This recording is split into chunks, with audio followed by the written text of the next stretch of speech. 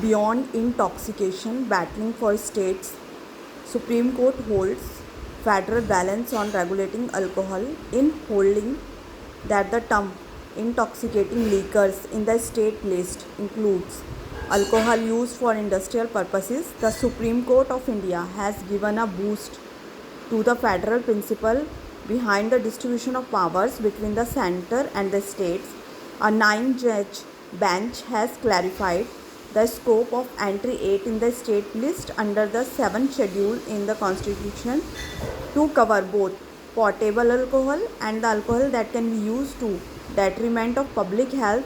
It takes in its fold the entire government of activities involving the production, sale and distribution of alcohol products covering rectified spirit, extra neutral alcohol and denatured alcohol. In other words, the entry is not limited to the popular understanding of intoxicating liquor as alcoholic beverages consumed by people. The bone of contention was whether a central law, the Industrial Development and Regulation Act IDRA 1951, which listed fermentation industries as a scheduled subject on which the union government could exercise control, had the effect of removing industrial alcohol from the regulating purview of state governments.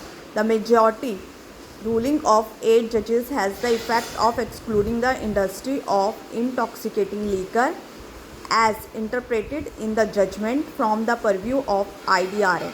Parliament, according to the verdict, lacks legislative competence to take control of the entire industry of intoxicating liquor. In his opinion, on behalf of the majority, the Chief Justice of India, D.Y. Chandrachud, has noted that any interpretation would upset the federal balance in the distribution of legislative powers and tilt it towards the union.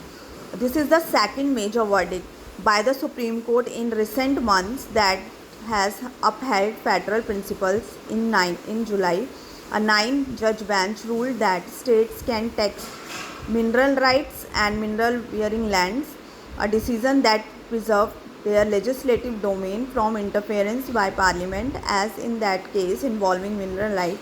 Justice V.M. Nagarantha has authored a dissenting verdict in the intoxicating liquor case too. The Constitution Assembly, she says, was clear that the term only means portable alcohol and there was no intention on its part to include non-portable or industrial alcohol. In her view, Parliament occupied the field of fermentation industries, but excluding alcohol from human consumption. To that extent, the states are denuded of their power to regulate industrial alcohol. Justice Nagarantha's dissent underscores the importance of industrial alcohol to the industry's economy, both as a key feedstock in the chemicals industry and liquid fuel to be blended with petrol. In the light of this understanding, the Centre has made fermentation industries, excluding portable alcohol, a scheduled industry under the IDRA. Her observation that the constitutional edifice should not be dislodged while trying to dynamically interpret the Constitution strikes a cautionary note. Thank you.